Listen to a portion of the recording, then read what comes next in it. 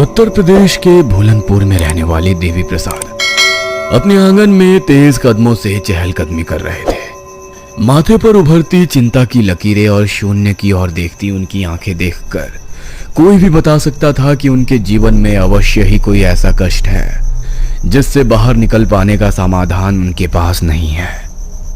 आंगन में टहलते हुए शायद रात्रि का दूसरा पहर लग गया था। वातावरण में ठंडक गहराने लगी थी। उस नीरव सन्नाटे के बीच में दूर कहीं किसी जंगली जानवर के रोने की आवाज सुनाई दे रही थी। अचानक ही अंदर कमरे से कुछ अजीबोगरीब और भयानक आवाजें आनी शुरू हो गई, जिससे देवी प्रसाद की तंद्रा भंग हुई और वो दरवाजा खोलकर अंदर की ओर बढ़ गए। अंदर बिस्तर पर एक सुंदर गठीले बदन का युवक लेटा हुआ था, जिसका पूरा शरीर नीला पड़ा हुआ था।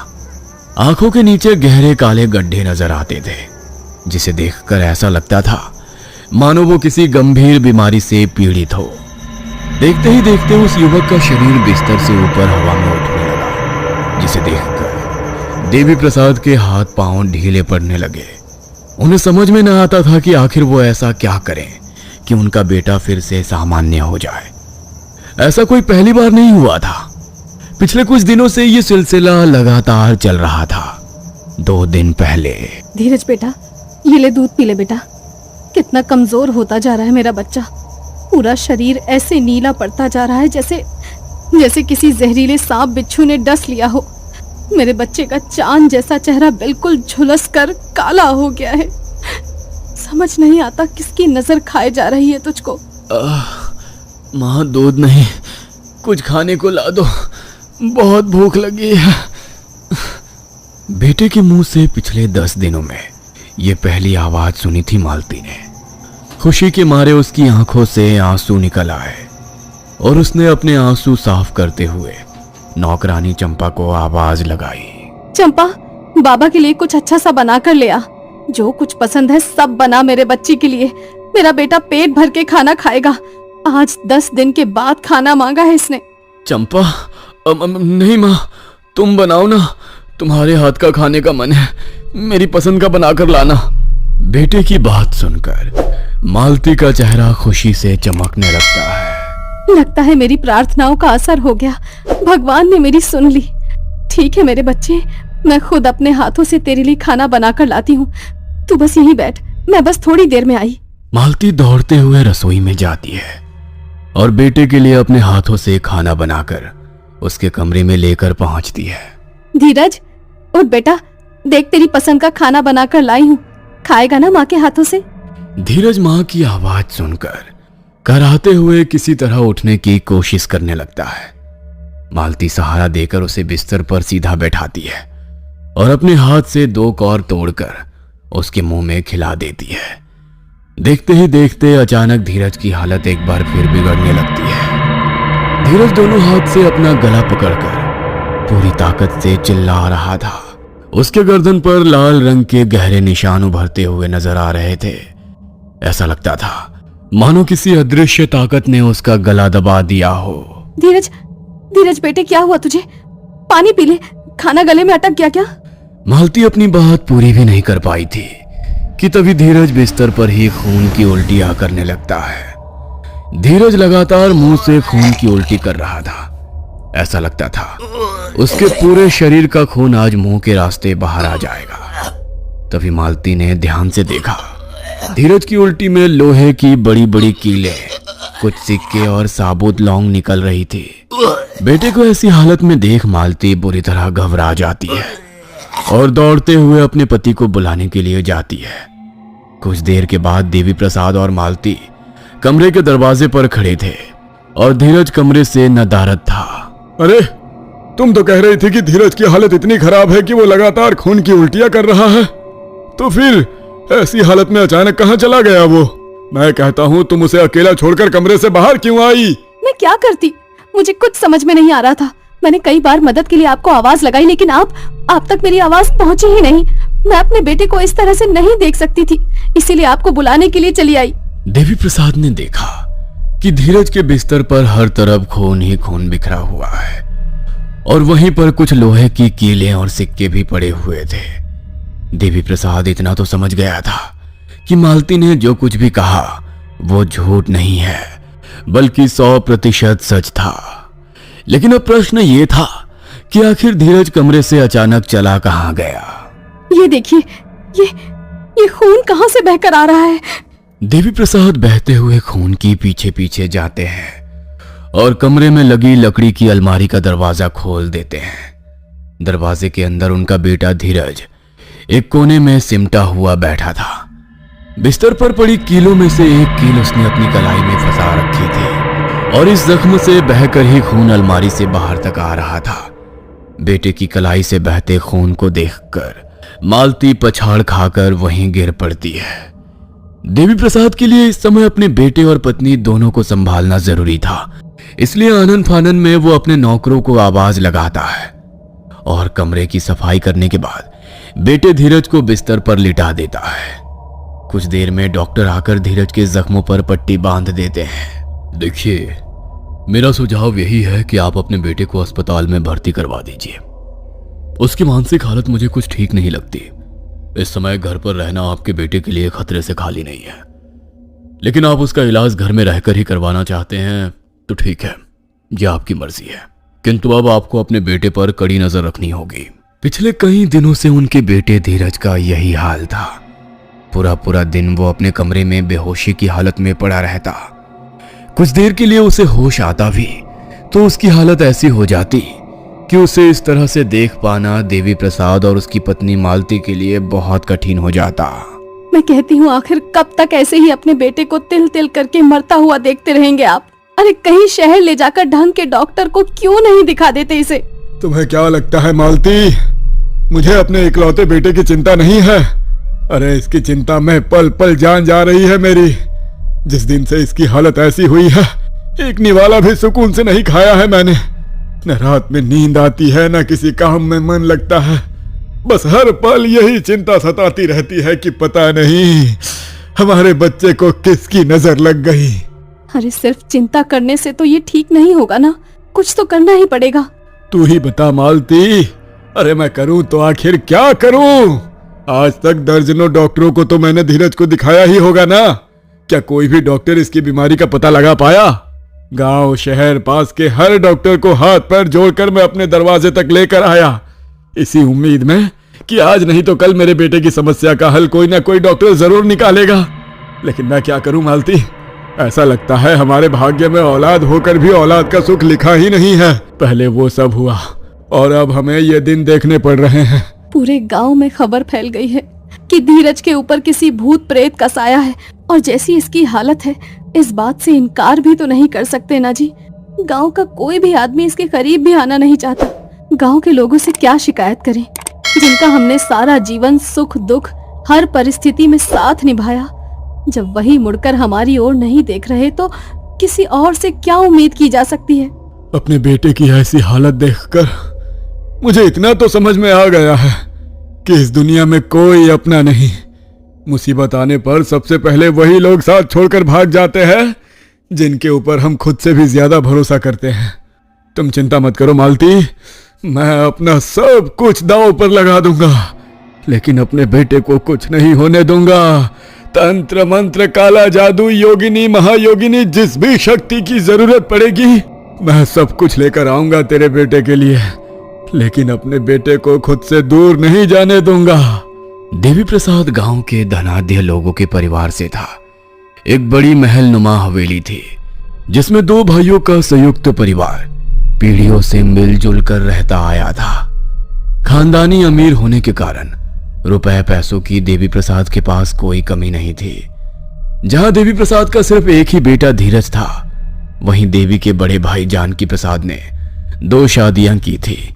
पहली पत्नी उषा से जानकी को 2 बेटियां हुई और दूसरी पत्नी गहना को अभी तक कोई संतान पैदा नहीं हुई थी। आखिर धीरज की ऐसी हालत का जिम्मेदार कौन है?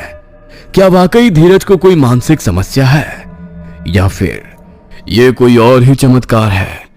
20 बरस पहले। बधाई हो देवी भाई साहब, बेटा हुआ है। आज तो मैं मोटा शगुन लेकर जाऊंगी। हवेली में इतने बरस के बाद छोरे का जन्म हुआ है। आज तो आप लोग हवेली में घी के दीपक जलवाइए। गुलाबो, बहुत बड़ी खुशखबरी सुनाई है आज तूने। शगुन तुम्हें जरूर मिलेगा, लेकिन अभी तो तुम बहुरानी और हवेली के कुल दीपक की देखभाल करो। समय आने पर खुश कर देंगे तुम्हें। बड़े ठाकुर की बात सुनकर दाई माँ मुस्कुराते हुए वापस अपने कमरे के अंदर चली जाती है। देवी, तुम बहुरानी और मुन्ना के पास रहो। हवेली में बरसों के बाद कुल दीपक का जन्म हुआ है। हम बड़े पंडित जी के पास जा रहे हैं। मुन्ना की कुंडली और ग्रह नक्षत्र की जानकारी लेने के बाद लौटेंगे। और वैसे भी हवेली में बड़ा जश्न होगा। नामकरण के लिए शुभ मुहूर्त की भी तो जरूरत होगी ना। ठीक है भाई साहब, आप जाइए, मैं यहाँ संभाल लूंगा। अगले दिन जानकी प्रसाद जब बड़े पंडित जी के यहाँ से लौटे तो उनके माथे पर चिंता की लकीरें उभर रही थी। क्या बात है भाई साहब, सुबह से मेरी बाईं आंख फड़क रही है। अनिष्ट की ओर मन बार बार इशारा कर रहा है। ऊपर से आपका ये मुरझाया हुआ चेहरा। बताइए ना, आखिर क्या बात है? मैं जानता हूँ जो मैं कहने वाला हूँ वो सुन पाना किसी भी माता पिता के लिए आसान नहीं है, लेकिन सच का सामना तो तुम्हें करना ही होगा। अपना दिल पक्का रखना देवी। भाई साहब, अब हमें घबराहट हो रही है। साफ साफ कहिए ना कि आखिर बात क्या है। मुन्ना की कुंडली और नामकरण के बारे में जानने के लिए जब मैं बड़े पंडित जी के पास गया तो उन्होंने मुन्ना की कुंडली बताने से साफ इनकार कर दिया। कहने लगे ये महापाप है, वे अपने हाथ से नहीं कर सकेंगे। पंडित जी की बात मेरी कुछ समझ में नहीं आई तो मैं उनके चरणों में बैठ गया और उनसे समस्या का समाधान करने के लिए विनती की। तब उन्होंने मुझे अपने महागुरु के पास भेज दिया। आपके घर में पुत्र के विषय में बताने से हमारे शिष्य ने इसलिए इनकार कर दिया क्योंकि आपके पुत्र की कुंडली में नक्षत्र का कुछ ऐसा योग बन रहा है जो कि कई हजार बच्चों में किसी एक कुंडली में ही नजर आता है। गुरुजी, रिश्ते में तो मैं बड़ा हूं, किंतु पुत्र के मोह में एक के बाद एक मेरी पत्नी ने 3 पुत्रियों को जन्म दे दिया। हमने तो पुत्र प्राप्ति की आशा ही छोड़ दी थी, किंतु कहते हैं ना, भगवान के घर में देर है अंधेर नहीं। और ठीक उसी समय मेरे छोटे भाई की पत्नी को ब्याह के 10 वर्षों के बाद बेटा पैदा हुआ। इस बच्चे से हमें इतना मोह है कि उसकी जन्म कुंडली लेने के लिए हम स्वयं आपके पास आए हैं। जो भी बात है खुलकर बताइए गुरुजी, और यदि कोई समस्या है तो उसका समाधान भी खोजिए। इस बच्चे के अच्छे स्वास्थ्य और लंबे जीवन के लिए हम कुछ भी करने को तैयार हैं। कुछ भी दांव पर लगाने के लिए हम एक पल के लिए भी नहीं सोचेंगे। तो फिर सुनिए, आपके घर जन्म लेने वाला ये बच्चा अल्प आयु है। इसकी आयु बहुत ही कम है। मात्र 14 वर्ष की उम्र में ही यह भगवान को प्यारा हो जाएगा। इसीलिए वो इस बच्चे की कुंडली को बताना नहीं चाहता था। समस्या है तो समाधान भी होगा गुरुजी। अब बताइए ना, हम क्या करें? आप महाज्ञानी हैं, आपके ज्ञान पर हमें पूरा भरोसा है। अपने पुत्र की लंबी आयु चाहते हो तो उसका एक ही उपाय है, और वो ये कि इस बच्चे को अपने घर परिवार, माता पिता, भाई बहन सबसे दूर रहना होगा। और दूसरी बात, इसके माता पिता ने अगर दूसरी संतान को जन्म दिया तो तत्काल ही इसकी असमय मृत्यु हो जाएगी। ये आप कैसी बातें कर रहे हैं भैया? हम दूसरी संतान को जन्म ना दे, इस बात में मुझे कोई ऐतराज नहीं, लेकिन एक नन्हे से बच्चे अपने जिगर के टुकड़े को खुद से दूर कैसे कर दूं? इस बच्चे को अपनी माँ की जरूरत है। अरे बावली हो जाएगी इसकी माँ। पिछले 10 साल में कौन सी मंदिर में जाकर माथा नहीं टेका होगा उसने इस बच्चे का मुंह देखने के लिए। और आज जब वो घड़ी आई है कि वो अपनी औलाद को अपनी गोद में खिला सके, तो आप कहते हैं कि इस नन्हे से बच्चे को अपनी आंखों से दूर कर दे। मैं समझता हूँ, किंतु गुरुजी की बात को टालना मतलब मुन्ना के जीवन के साथ खिलवाड़ करना। और अगर गुरुजी की बात सच निकल गई तो हम क्या करेंगे? मुन्ना के बारे में इस तरह की बात सोचकर ही मेरा तो दिल दहल रहा है। मैं मुन्ना की माँ हूँ। मैं तो बस यही चाहती हूँ कि मेरा बच्चा जहाँ रहे स्वस्थ रहे। उसका जीवन बचाने के लिए मैं कुछ भी करने को तैयार हूँ। ठीक है, अगर उसका जीवन बचाने का यही तरीका है तो यही सही। मैं अपने बेटे का त्याग करने के लिए तैयार हूँ। बड़े भाई की बात पर यकीन करके देवी प्रसाद अपने इकलौते बेटे को खुद से दूर करने के लिए तैयार हो जाता है। नन्हे से शिशु को खुद से दूर करने के बारे में सोचकर भी सिहर रही हूँ। आखिर कहाँ रहेगा मेरा बच्चा? कौन देखभाल करेगा इसकी? तुम चिंता मत करो, भाई साहब ने पूरी व्यवस्था कर दी है। कुछ समय पहले भाई साहब ने गांव से दूर एक हवेली खरीदी थी। हमारे मुन्ना का पालन पोषण अब उसी हवेली में होगा, जहां वो अपने पूरे परिवार की दृष्टि से दूर रहेगा। 18 बरस का होने के बाद उसके जीवन पर कोई संकट नहीं रहेगा। उसके बाद हम धूमधाम से अपने बेटे को वापस इस हवेली में लेकर आएंगे। अपने बेटे के जीवन के लिए हमें अपने दिल पर पत्थर रखकर उसे अपनी नजरों से दूर करना होगा। फिक्र मत करना, तुम्हारे बेटे की परवरिश में किसी तरह की कमी नहीं आने देंगे हम। उसके भोजन, लालन पोषण, खेलकूद, हर गतिविधि के लिए पूरा इंतजाम हवेली में किया जाएगा। बस उसे हवेली की 4 दीवारी से बाहर नहीं आना है। ईश्वर ने चाहा तो हमारा बेटा इस कठिन तपस्या को करने के बाद हीरे की तरह निखर कर सबके सामने आएगा। हिम्मत रखना, 18 बरस का ये समय कब बीत जाएगा हमें पता भी नहीं चलेगा। देवी प्रसाद और उसकी पत्नी ने अपना कलेजा पक्का कर लिया था। अपने 3 दिन के दूध मुहे बच्चे को नौकरानियों के हाथ में सौंपकर वो दोनों उससे दूर हो गए थे। किसी काम की नहीं हो तुम, कहने को 3 बच्चे जने हैं तुमने, लेकिन इस हवेली को एक वारिस देने में आज भी सक्षम नहीं हो सकी। पूरे समाज में सर झुकाकर चलना पड़ता है मुझे तुम्हारे कारण। इन 3 बेटियों की जगह अगर तुमने एक बेटा पैदा कर दिया होता ना, तो आज मैं भी गर्व से सीना तान कर चलता और मुझे अपने ही छोटे भाई के खिलाफ षड्यंत्र ना करना पड़ता। मुझ पर गुस्सा निकालने से कुछ नहीं होगा। मैंने भी तो यही चाहा था ना कि हमारे घर एक बेटे का जन्म हो, लेकिन जब किस्मत को ही मंजूर नहीं तो उसमें हम क्या कर सकते हैं। अरे बेटा पैदा करना तेरे बस में नहीं था, लेकिन देवी की पत्नी को बच्चा ना हो पाए इसकी जिम्मेदारी तो मैंने तुझे सौंपी थी ना। फिर चूक कैसे हो गई तुझसे? कैसे गर्भवती हुई वो? और सबसे बड़ी बात, उसने पहले ही बार में एक छोरा पैदा कर दिया। इस बात का मतलब समझती है तू? इस पूरी हवेली पर मालिकाना हक देवी प्रसाद और उसके बेटे का हो जाएगा और हम खड़े तमाशा देखते रह जाएंगे। मैं तो पिछले 10 साल से हर अमावस की रात अपनी तरफ से उसके ऊपर तंत्र छोड़ रही हूँ।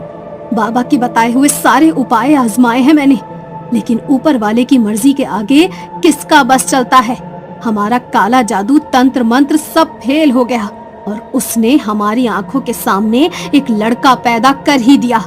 शायद ईश्वर को यही मंजूर था। इसे भगवान की मर्जी समझकर स्वीकार कर लीजिए। भगवान की मर्जी? अरे भगवान की मर्जी तो ये है कि मैं इस घर का बड़ा बेटा हूँ। इस नाते इस हवेली पर बादशाहत तो मेरी ही चलेगी और मेरा होने वाला बेटा ही इस हवेली का उत्तराधिकारी बनेगा। इसके लिए मुझे जो करना पड़ेगा ना, मैं करूँगा। कहीं ऐसा तो नहीं कि आपने गुरुजी के नाम से जो कहानी देवी और छोटी को सुनाई है वो सब आपका रचा एक षड्यंत्र है? ठीक पहचाना तुमने। हाँ, किसी कुल गुरु से मिलने नहीं गया था मैं, बल्कि आने वाले 18 सालों के लिए एक नए षड्यंत्र की रचना करने गया था। इस बार मैंने ऐसा चक्रव्यूह रचा है ना कि इसमें फंसकर इस अभिमन्यु को मरना ही होगा। लेकिन आप करने क्या वाले हो? और अगर देवर जी को इस बारे में पता चल गया तो क्या करेंगे? अरे महामूर्ख है वो देवी, कुछ पता नहीं चलने वाला उसे। आंख बंद करके मुझ पर भरोसा करता है वो। मेरा कहा हुआ वचन उसके लिए पत्थर की लकीर के समान है। उसके मन में शक कभी आ ही नहीं सकता कि उसका खुद का सगा भाई उसकी वंश बेल को काटने का प्रयास कर रहा है। तो क्या ये सब सही है? आपको ये सब गलत नहीं लगता? मैं तो कहती हूँ छोड़िए ना ये। जानकी प्रसाद की जिद थी कि इस हवेली में राज उसका खून ही करेगा, इसलिए पत्नी की सेहत की परवाह किए बगैर एक बार फिर से बेटे की उम्मीद में वो दोनों कोशिश करते हैं।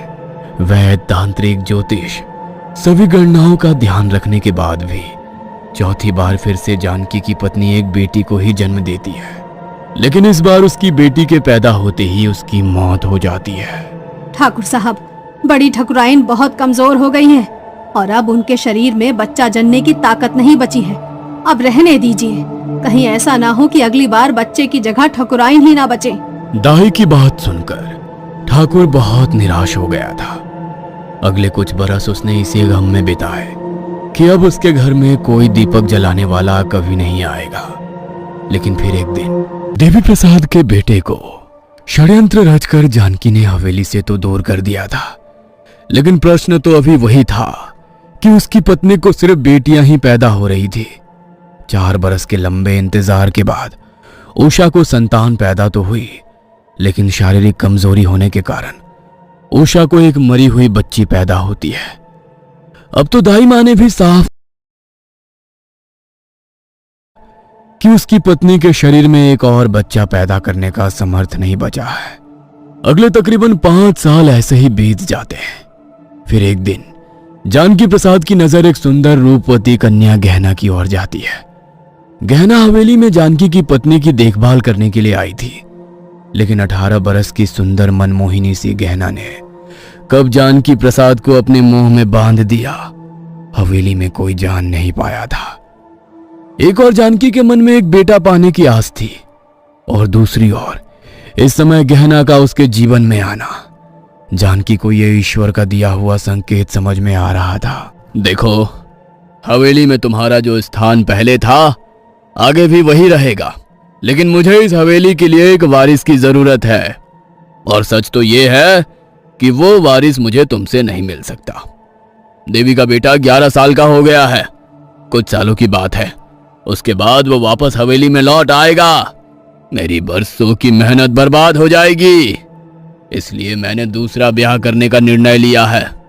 गहना भी ब्याह के लिए तैयार है, तू भी खुशी खुशी इस ब्याह के लिए मान जाएगी तो अच्छा होगा, वरना मजबूरन मुझे तुझको तलाक देकर दूसरा ब्याह करना होगा।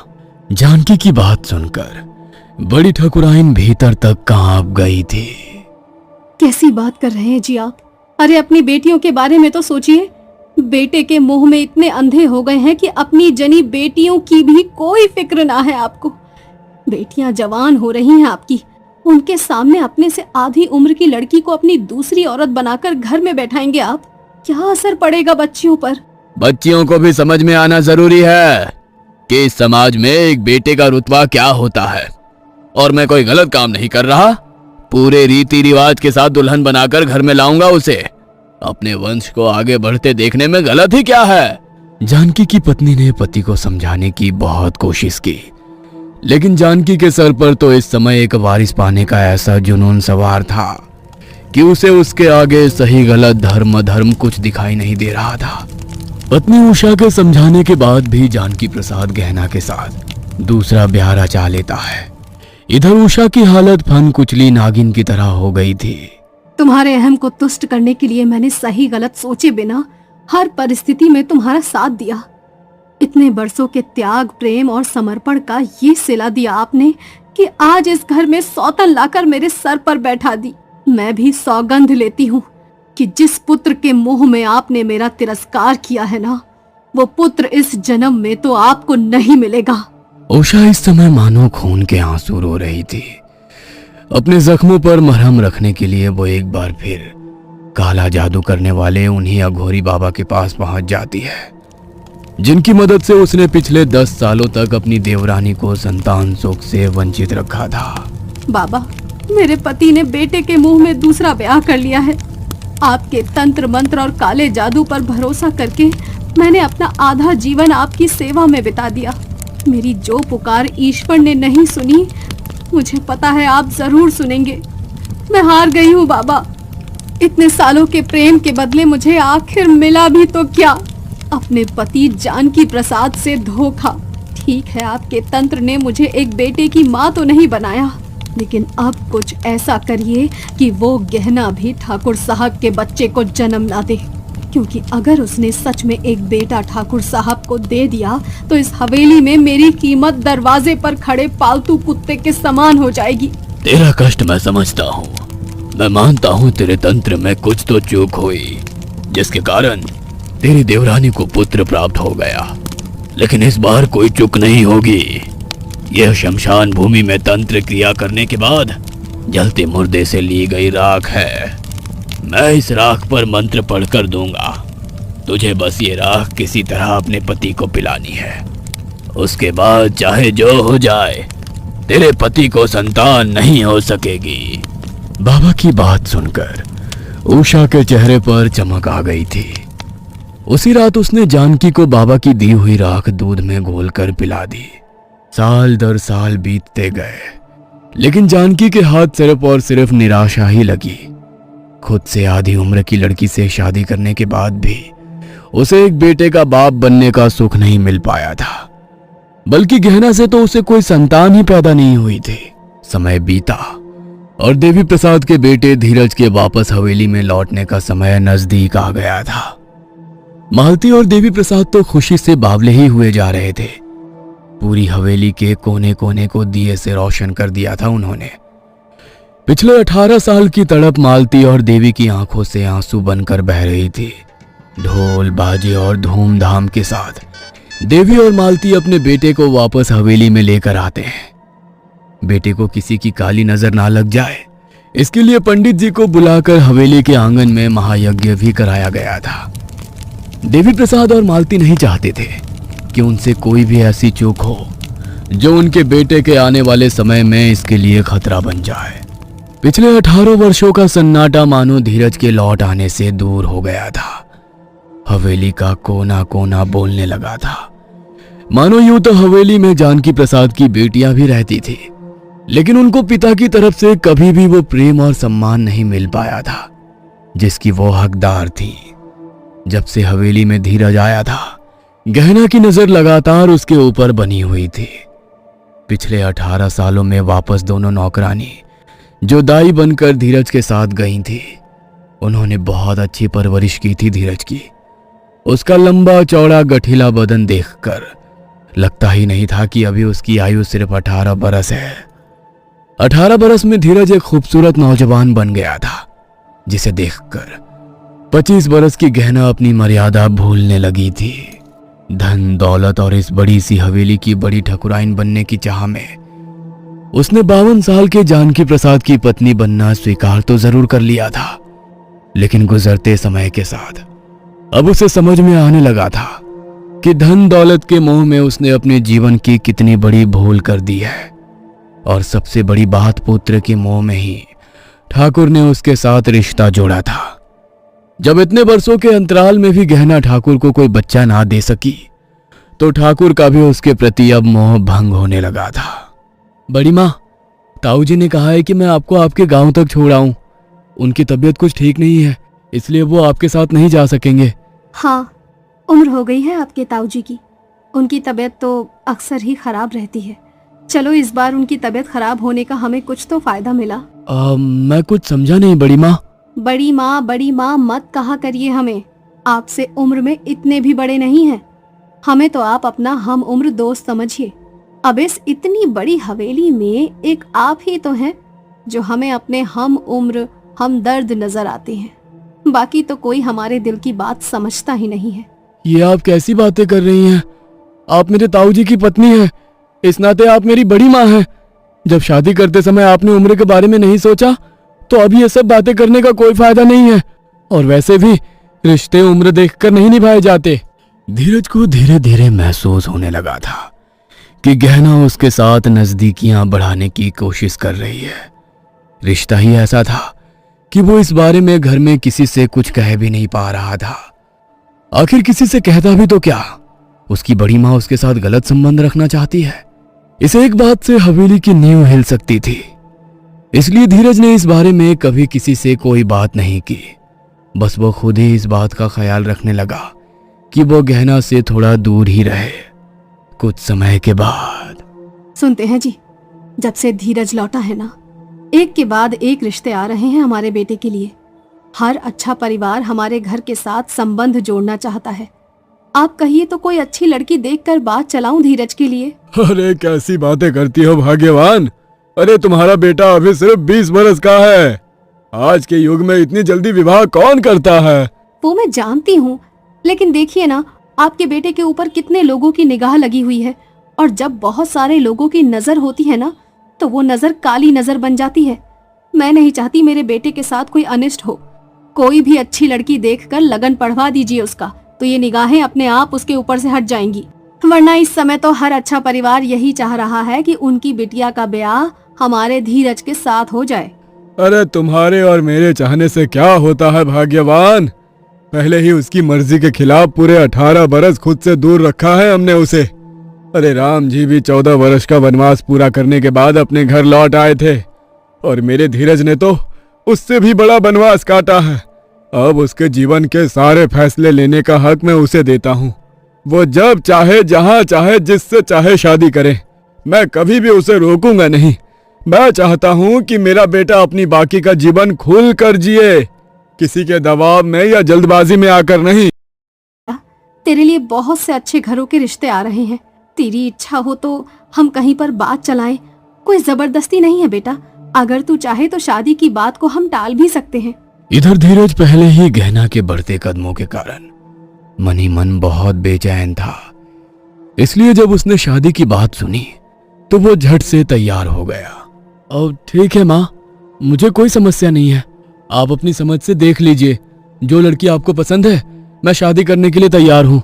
बेटे की बात सुनकर तो मानो मालती खुशी से झूम उठी थी। मेरे प्रेम को ठुकराया तुमने। आखिर क्या कमी थी मुझ में जो तुमने मेरे प्रेम का तिरस्कार किया? आखिर क्यों मैं अपना सारा जीवन एक बूढ़े के साथ बिताऊं? क्या मुझे अपने जीवन में खुशियां पाने का कोई अधिकार नहीं? कमी उस ठाकुर में है और दोष जीवन में आई स्त्रियों को देता है। उसका कहना है कि अगर अभी भी मुझे संतान नहीं हुई तो मुझे छोड़कर कोई तीसरी लाकर बैठा देगा इस हवेली में। मर्द करे तो सब ठीक है, और अगर औरत अपनी इच्छा और अधिकार की बात कर ले तो सब उसे मर्यादा सिखाने के लिए आ जाते हैं। मुझे अब इस झूठी मर्यादा और सम्मान की कोई फिक्र नहीं है। मैं प्रेम करती हूँ धीरज से, और जिसे मैंने प्रेम किया है उसे मैं पाकर ही रहूंगी। सौगंध है मुझे, अगर वो मेरा नहीं तो किसी का भी नहीं। क्या बात है बेटी, तू ऐसे क्यों रो रही है? अंधेरा हो गया है, इस समय तुम्हें यहाँ नहीं होना चाहिए था। तुम्हारे परिवार वाले परेशान हो रहे होंगे। जाओ, अपने घर लौट जाओ। ये जगह तेरी जैसी नाजुक लड़कियों के रुकने के लिए ठीक नहीं है। घर? कैसा घर? मेरा कोई घर नहीं बाबा। जिस घर में बरसों पहले दुल्हन बनकर मैं अपना सब कुछ छोड़ कर गई थी, उसी घर में मेरी इज्जत को तार तार कर दिया गया। मेरा अब इस दुनिया में कोई नहीं। बाबा, अगर अपने ही घर में किसी नारी की अस्मिता के साथ खिलवाड़ हो जाए और वो खिलवाड़ करने वाले कुछ अमीर लोग हो तो इंसान तो क्या, भगवान भी उससे मुंह मोड़ लेता है। सच्ची बात तो ये है कि पैसे वाले के लिए कोई नियम कानून धर्म की दीवार नहीं होती। हमारे जैसी गरीब की मासूम लड़कियां तो बस इन बड़ी हवेली वालों के मनोरंजन का साधन होती हैं। मुझे जीने की अब कोई इच्छा नहीं बची। दिल तो चाहता है कि अपना जीवन खत्म कर लूं, क्योंकि चाह कर भी उन बड़ी हवेली वालों का तो मैं कुछ भी नहीं बिगाड़ सकती। क्या बात है बेटी, क्यों तू इतनी परेशान है? ऐसा क्या हुआ है तेरे साथ? मुझे पूरी बात बता। बाबा, 15 साल की उम्र में हवेली में बड़ी मालकिन की देखभाल के लिए रखा गया था मुझे।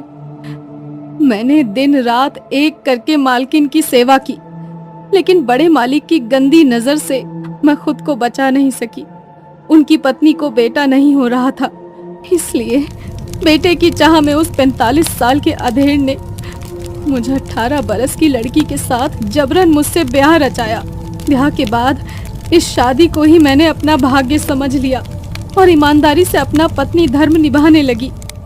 किंतु मेरे ब्याह को 9 साल बीत जाने के बाद भी जानकी प्रसाद से मुझे कोई औलाद नहीं हुई। दुनिया की नजर में अपनी मर्दानगी को बनाए रखने के लिए उसने मुझे अपने भतीजे धीरज के सामने ले जाकर पटक दिया। एक ने मुझे दूसरे के सामने ले जाकर पटक दिया और दूसरे ने मेरी मजबूरी का भरपूर फायदा उठाया। उस हवेली के सारे मर्द एक ही जैसे हैं बाबा। अपने स्वाभिमान की रक्षा के लिए मैं उनके आगे रोई गिड़गिड़ाई, अपने रिश्ते की दुहाई तक दी उस धीरज को, लेकिन उसके दिमाग पर तो शैतान सवार हो गया था। मेरे लाख समझाने पर भी उसने मेरी एक न सुनी और मेरे साथ। इतना कहकर गहना फूट फूट कर रोने लगती है। मेरे अंदर अब जीने की इच्छा ही नहीं बची है बाबा। अपने गुनहगारों को उसके जीवन में हंसते मुस्कुराते आगे बढ़ते देखने से अच्छा है मैं मौत को गले लगा लूं। ऐसी जिंदगी नहीं चाहिए मुझे। मैं अब उस घर में वापस नहीं जाऊंगी। जाओ मेरे साथ। गहना के बहते आंसुओं को देखकर शमशान के बाहर साधना कर रहे कामाख्या क्षेत्र के प्रसिद्ध तांत्रिक बटुक बाबा का दिल करुणा से भर उठता है। देख गहना, माना कि तेरे साथ बहुत गलत हुआ है, किंतु मृत्यु किसी भी दुख का अंत नहीं होती, ना ही किसी भी समस्या का समाधान आत्मा से मिल सकता है। अगर मन में लगन सच्ची हो तो इंसान कुछ भी कर सकता है। इंसान को अपने आप को इतना मजबूत बनाकर रखना चाहिए कि कोई भी परिस्थिति उसे तोड़ ना सके। तू स्त्री है, इसका मतलब ये नहीं कि कमजोर भी हो। लोना चमारी का नाम सुना है तूने? 11वीं शताब्दी में जब जात पात के नाम पर छोटी जात वालों को खूब शोषण और अत्याचार होता था, तब एक 13 साल की बच्ची ने अपने ऊपर हुए अत्याचार का बदला लेने के लिए कठोर तप किया और गुरु के सानिध्य में रहकर ऐसी सिद्धियां प्राप्त की कि आज सदियों के बाद भी हमारे जैसे सिद्ध पुरुष उन्हें प्रणाम करते हैं। वो हमारी गुरु है।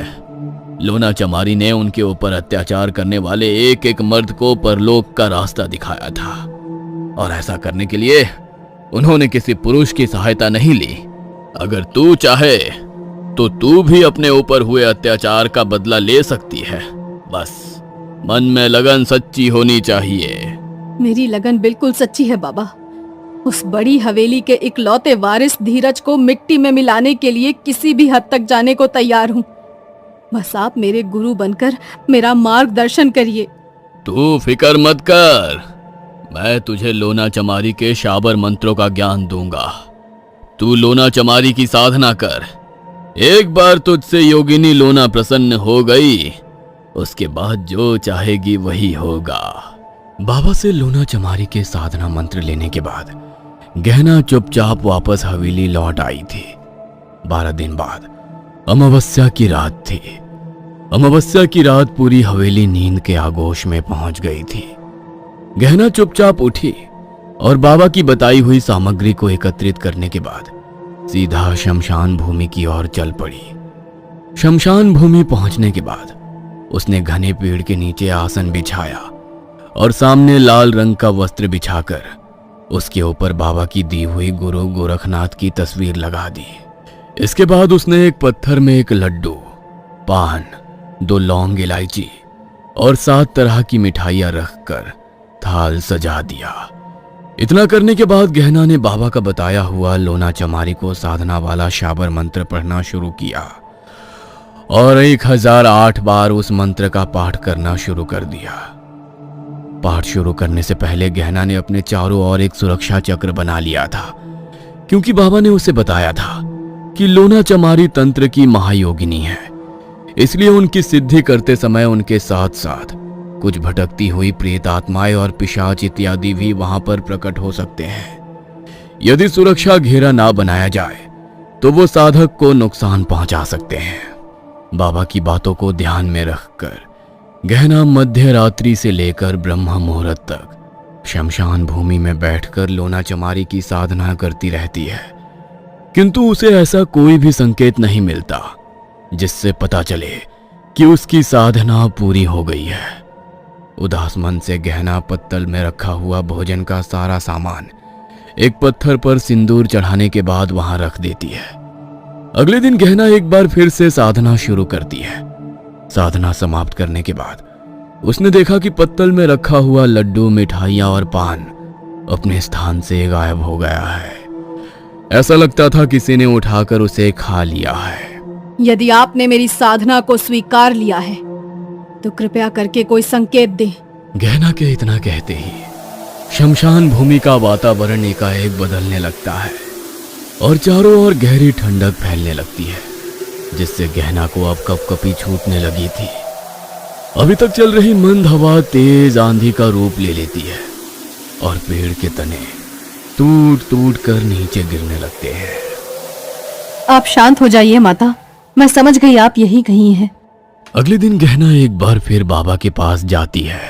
बाबा, आपके बताए अनुसार मैंने 2 दिनों तक शमशान में साधना की और अंत में मैंने देखा कि उन्होंने मेरे द्वारा लाया हुआ भोग भी स्वीकार कर लिया, किंतु मुझे समझ में नहीं आ रहा है कि अब मैं उनकी सिद्धि की सहायता से अपना बदला कैसे पूरा करूंगी।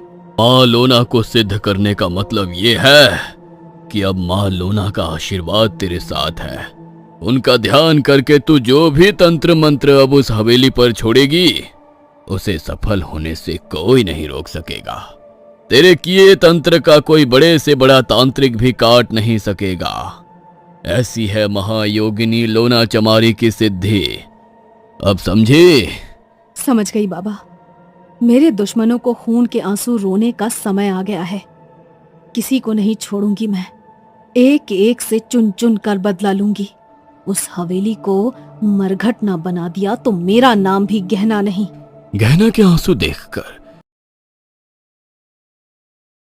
बहुत बड़ी भूल हो गई थी।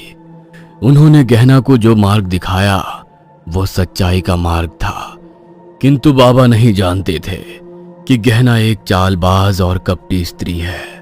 बदले की आग में अंधी होकर उसने लोना के शाबर मंत्रों का प्रयोग करके देवी प्रसाद के बेटे धीरज पर मृत्यु तंत्र छोड़ दिया था। गहना के तंत्र का ही प्रभाव था कि हर गुजरते दिन के साथ धीरज की हालत बद से बदतर होती जा रही थी। पूरे गांव देहात हर आदमी की जुबान पर यही बात थी कि देवी प्रसाद का बेटा ज्यादा दिन का मेहमान नहीं है। जिस किसी ने भी धीरज की हालत के बारे में सुना, उसके मुंह से हाय निकल गई। अरे भैया, कहते हैं ना, किस्मत से कोई जीत नहीं सकता। देखो तो, कहने को इतनी बड़ी हवेली है, बड़े बड़े खेत हैं, अच्छा चलता हुआ कारोबार है, लेकिन आज स्थिति ऐसी है कि हवेली में किसी दीपक जलाने वाले का आता पता नहीं है। बड़े ठाकुर को एक के बाद एक सिर्फ बेटियां ही पैदा हुई, और छोटे ठाकुर को इतने सालों के बाद ये एक लड़का भी हुआ, तो बचपन से ही उसके साथ कुछ ना कुछ अनहोनी हो रही है। 18 बरस के प्रवास के बाद जब धीरज बाबू लौटे तो कितनी रौनक थी हवेली में। पूरे गांव में घी के दीपक जलाए थे, लेकिन जाने किसकी काली नजर लग गई जो आज धीरज जन्म और मृत्यु के बीच में झूल रहा है। अरे भैया, और किसकी नजर लगेगी? बड़े लोगों के ना काम ही ऐसे होते हैं, 10 लोगों की हाय लिए घूमते हैं ये अपने साथ। अब आप खुद ही देख लो, बड़ी ठाकुराइन से लड़का ना मिला तो अपनी बेटी की उम्र की लड़की को ब्याह कर हवेली में लाकर बैठा दिया जानकी प्रसाद ने। हमारी अम्मा कहती थी, जिस घर में औरत की इज्जत ना होवे ना, वो घर कभी फल फूल नहीं सकता। हमको तो यही बात लगती है। अरे इन ठाकुरों ने कभी लड़की जात की इज्जत करी है जो उनके घर में खुशियां आती? 3 बेटी पैदा हुई जानकी को, लेकिन हवेली में हमेशा ऐसा मातम पसरा रहा जैसे जन्म नहीं मृत्यु हुई हो किसी की। बड़ी मालकिन की हाय ले डूबी इस हवेली को। देखना बचेगा नहीं ये छोरा। कैसे बेइज्जत करके निकाला था उनको और उनकी बेटियों को इस हवेली से। खून के आंसू पी कर गई थी बेचारी, मरते दम तक इस अपमान को भूलेंगी नहीं। अरे हमको तो कभी कभी लगता है वही कुछ तंत्र मंत्र करवाई है छोटे ठाकुर के बेटे पर। और हम बताए, ऐसे मामलों में ना कोई घर का ही शामिल होता है, बाहर वालों की क्या बिसात कि उनके घर में घुसकर टूना टोटका छोड़ जाए। बात तो तुम ठीक कहते हो भैया, लेकिन हमारी एक सलाह मानो, किसी के सामने ये सब बातें ना कहना। अरे ठाकुर के कानों में अगर ये बात पड़ गई ना तो बिना बात हमारी जान की मुसीबत हो जाएगी। हाँ, गांव में जितने मुंह उतनी बातें चल रही थी, और इसी तरह घूमते घूमते शिष्यों के माध्यम से बात बाबा के कानों तक भी पहुंच जाती है। बाबा, मुझे ऐसा लगता है कि आपको एक बार चलकर हवेली में उस बच्चे से मिल लेना चाहिए। अरे बड़ा ही मासूम बच्चा है, बहुत कष्ट झेले हैं उसने। पहले ही उनके कुल गुरु के कहने पर पूरे 18 बरस हवेली से दूर रहा है वो। अब जब लौट कर आया भी तो ना जाने किसकी काली नजर लग गई उस बच्चे को।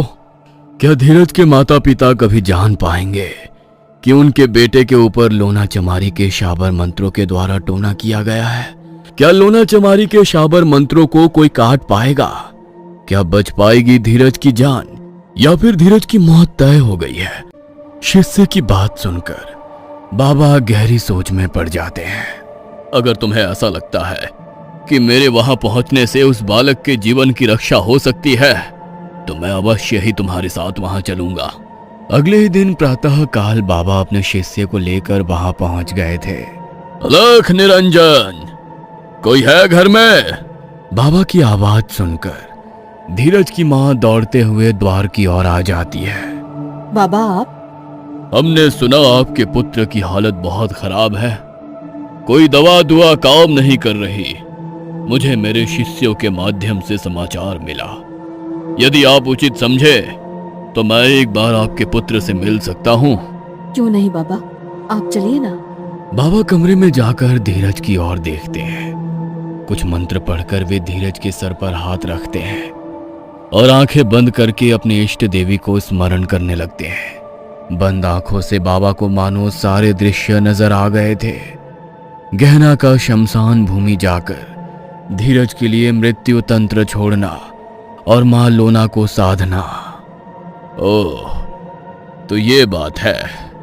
देखिए, आपका पुत्र जो कुछ भी भोग रहा है ना, ये उसके कर्मों का ही परिणाम है। इस दुनिया में अपने कर्मों से कोई नहीं भाग सकता।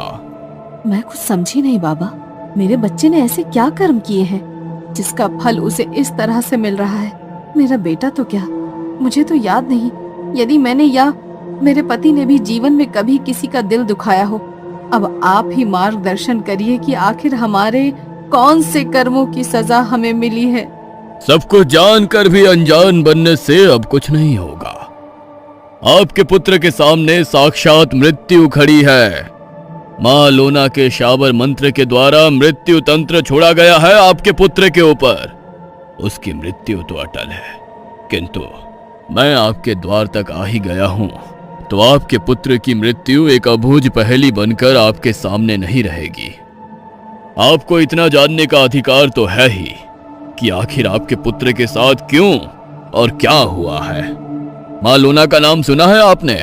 नहीं बाबा, हम तो आपके मुंह से ही पहली बार ऐसा कोई नाम सुन रहे हैं। महायोगिनी है मां लोना चमारिन, तांत्रिकों की महातंत्रिक। उनके नाम से की गई तंत्र साधना कभी खाली नहीं जाती।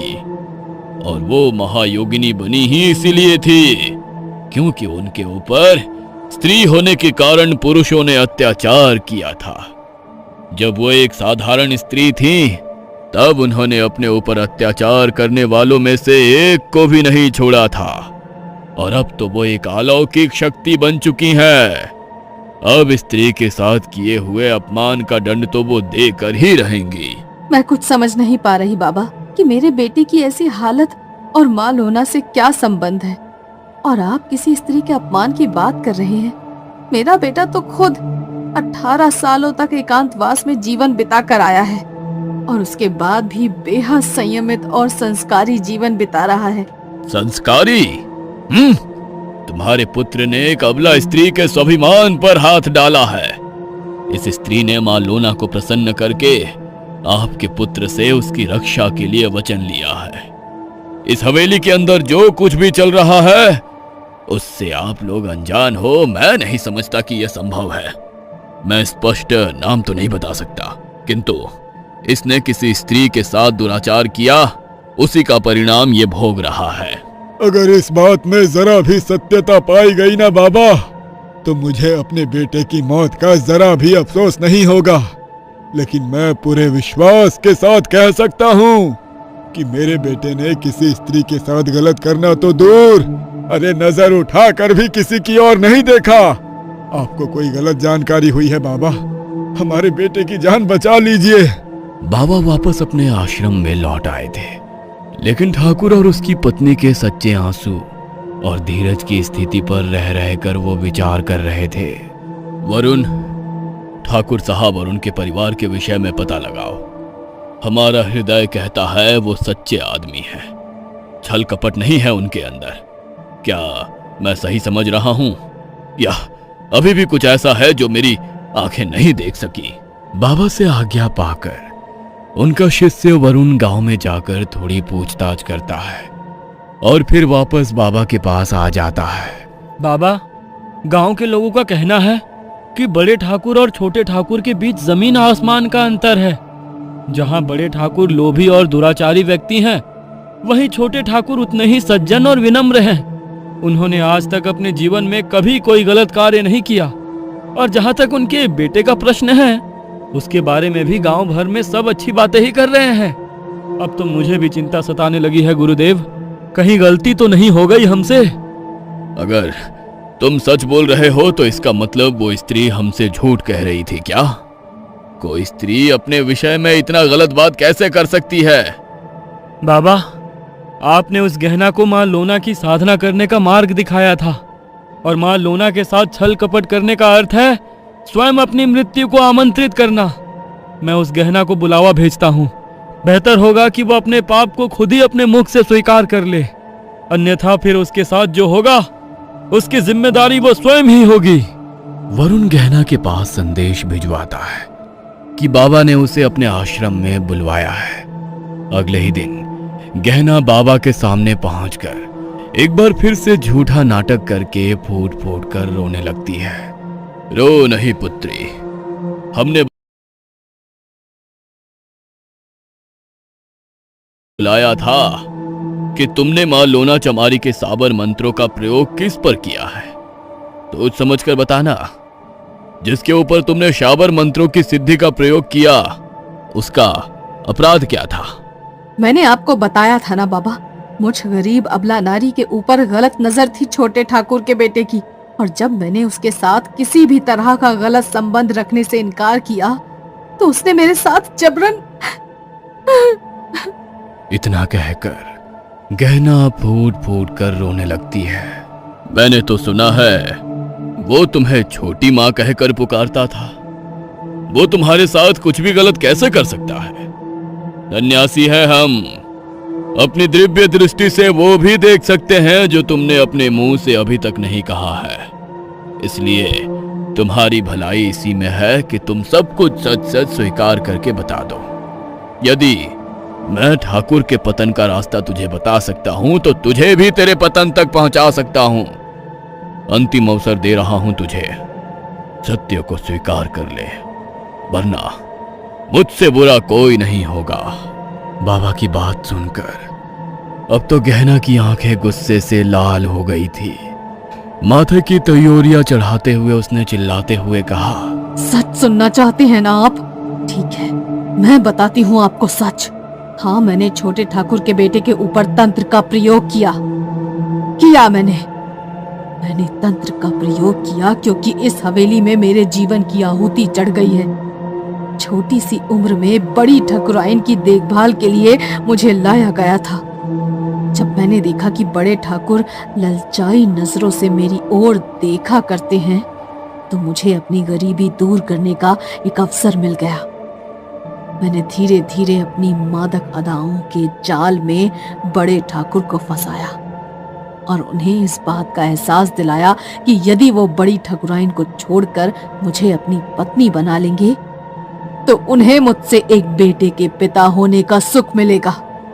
बड़े ठाकुर के दिमाग पर बेटा पाने का भूत सवार था, इसीलिए मेरी बातों में आने में उन्हें ज्यादा समय नहीं लगा और जल्दी ही उन्होंने मुझसे शादी कर ली। वैसे भी मैं शादी के लिए इनकार करती तब भी गरीबों की इच्छाओं का ये बड़ी हवेली वाले कोई सम्मान नहीं करते। इसीलिए मैंने इस आपदा को अवसर में बदलने का निर्णय लिया। लेकिन मेरी बदकिस्मती ये रही कि शादी के इतने साल बाद भी मुझे कोई संतान नहीं हुई। दूसरी ओर वो बूढ़ा ठाकुर मेरे गले की हड्डी बन गया था। मुझे उसके साथ बैठने में भी घिन आती थी। मुझसे दोगुनी उम्र से भी अधिक आयु है उसकी। ठाकुर की उम्र ढल चुकी है, लेकिन मैं तो अभी जवान हूं ना। फिर एक दिन छोटे ठाकुर का बेटा एकांतवास से लौटकर हवेली में आया। उसे देखकर मेरे मन में मानो सैकड़ों पुष्प एक साथ खिल गए। मेरी नजरें इतने सालों से जिसे तलाश रही थी वो मुझे धीरज में दिखाई देने लगा। उसका गोरा रंग, ऊंचा लंबा कद, बड़ी बड़ी रुबीली मूंछें मुझे अपनी तरफ आकर्षित करने लगी। मैंने एक बार फिर से अपने रूप का जाल फेंकना शुरू किया, लेकिन ये धीरज बड़े ठाकुर जैसा नहीं निकला।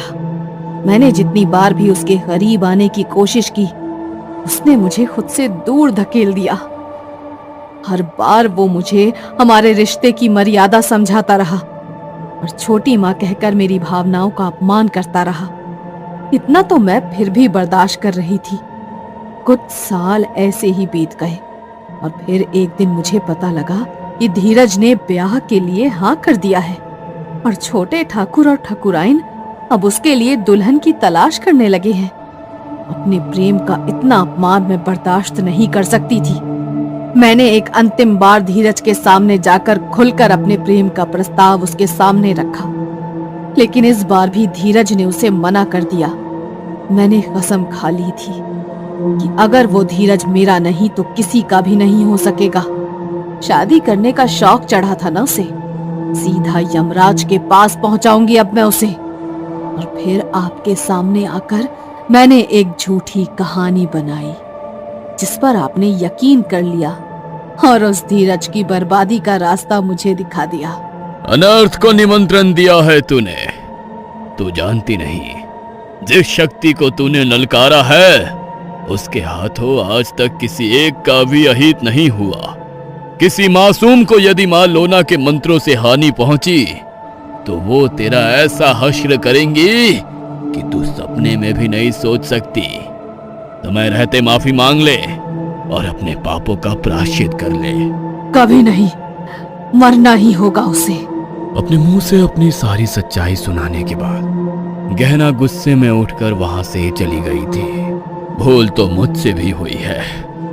इस गहना के झूठे आंसुओं को सच मानकर मैंने बिना कुछ भी सोचे समझे मां लोना चमारी की साधना करने का मार्ग दिखा दिया।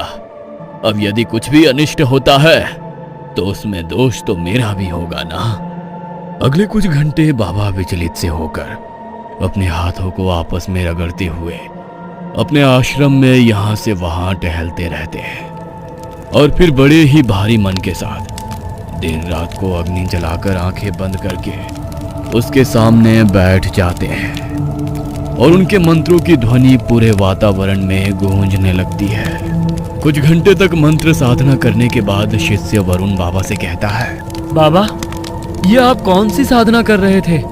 इस साधना के विषय में मुझे तो जानकारी नहीं है। ये किस प्रकार के मंत्र आपने उच्चारण किए? उस गहना ने मां लोना चमारी की साधना का गलत उपयोग करके उस मासूम बच्चे के ऊपर मृत्यु तंत्र छोड़ा है।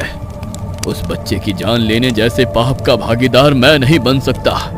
इसीलिए मैंने लोना चमारी का आवाहन किया है और अपनी साधना के माध्यम से उन्हें सूचना भेजी है कि मेरे कारण उनके मंत्रों का गलत प्रयोग हुआ है। वो कृपा करके धीरज के ऊपर अपना प्रकोप ना दिखाएं और उस बच्चे को स्वस्थ कर दें। लेकिन बाबा, अगर ऐसा करने से मां लोना आपके ऊपर क्रोधित हो गई और उन्होंने आपको दंड दिया तो आप क्या करेंगे? मैं हर परिस्थिति के लिए तैयार हूँ। इसीलिए कहा जाता है कि गुरु को हमेशा अपने शिष्य को परखने के बाद ही गुरु मंत्र देना चाहिए। गलती तो मुझसे हुई है जो मैंने उस गहना को परखे बिना ही उसे मां लोना का मंत्र सौंप दिया। इसलिए दंड भी मुझे स्वीकार करना होगा। ठाकुर की हवेली में गहना निश्चिंत होकर अपने कमरे में सोई हुई थी। अचानक ही उसे अपने कमरे में गहरी ठंडक का एहसास होने लगता है। उसका रोम रोम ठंड से कांपने लगा था और वो आंखें खोलकर उठ बैठती है। सामने का नजारा देखकर तो मानो उसके पैरों के नीचे से जमीन ही फिसल जाती है। उसके सामने एक 6.5 फुट लंबाई की महिला खड़ी हुई नजर आ रही थी, जिसकी बड़ी बड़ी आंखें क्रोध से बिल्कुल लाल नजर आती थी। उसने लाल रंग के वस्त्र पहन रखे थे और लंबे बाल हवा में उजड़े हुए इतने भयानक लग रहे थे कि किसी का भी खून जमा देने के लिए पर्याप्त थे। गहना को समझ में नहीं आ रहा था कि खुली आंखों से वो जिसे देख रही थी वो सच है या कोई सपना। उसके पूरे शरीर को मानो लकवा मार गया था। वो अपने स्थान से हिल भी नहीं पा रही थी। तभी उस महिला ने गहना को उसके बालों से पकड़ा और घसीटते हुए सामने की दीवार पर ले जाकर उसका सर दे मारा। गहना को अब कुछ समझ में नहीं आ रहा था। चिल्लाते हुए वो छोटे ठाकुर और ठाकुराइन के कमरे की ओर दौड़ पड़ती है। गहना की चीखों को सुनकर हवेली में सभी की नींद टूट गई थी। गहना की डर से फटी हुई आंखें और चेहरे का उड़ा हुआ रंग देखकर कोई भी आसानी से बता सकता था कि उसने कुछ ना कुछ बेहद डरावना देख लिया है, जिसके कारण उसके मुंह से बोल नहीं फूट रहे हैं। लेकिन गहना के अलावा पूरी हवेली में किसी को भी वो स्त्री नजर नहीं आ रही थी। गहना को नजर आ रहा था कि वो स्त्री दौड़ते हुए उसकी ओर चली आ रही है।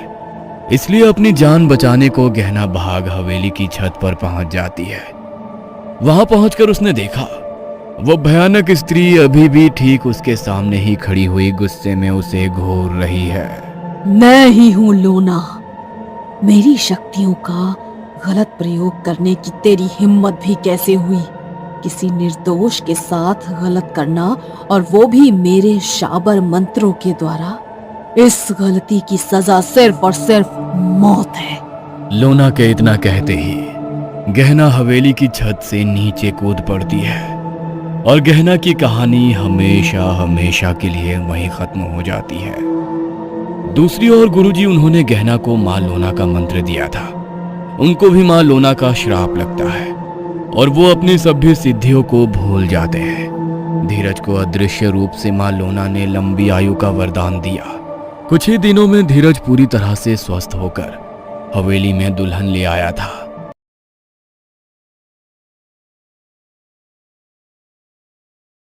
वहां पहुंचकर उसने देखा वो भयानक स्त्री अभी भी ठीक उसके सामने ही खड़ी हुई गुस्से में उसे घूर रही है। मैं ही हूं लोना। मेरी शक्तियों का गलत प्रयोग करने की तेरी हिम्मत भी कैसे हुई? किसी निर्दोष के साथ गलत करना, और वो भी मेरे शाबर मंत्रों के द्वारा। इस गलती की सजा सिर्फ और सिर्फ मौत है। लोना के इतना कहते ही गहना हवेली की छत से नीचे कूद पड़ती है और गहना की कहानी हमेशा हमेशा के लिए वहीं खत्म हो जाती है। दूसरी ओर गुरुजी उन्होंने गहना को माँ लोना का मंत्र दिया था। उनको भी माँ लोना का श्राप लगता है और वो अपनी सभी सिद्धियों को भूल जाते हैं। धीरज को अदृश्य रूप से माँ लोना ने लंबी आयु का वरदान दिया। कुछ ही दिनों में धीरज पूरी तरह से स्वस्थ होकर हवेली में दुल्हन ले आया था। बरसों बाद हवेली में खुशियों के दीपक झिलमिला रहे थे।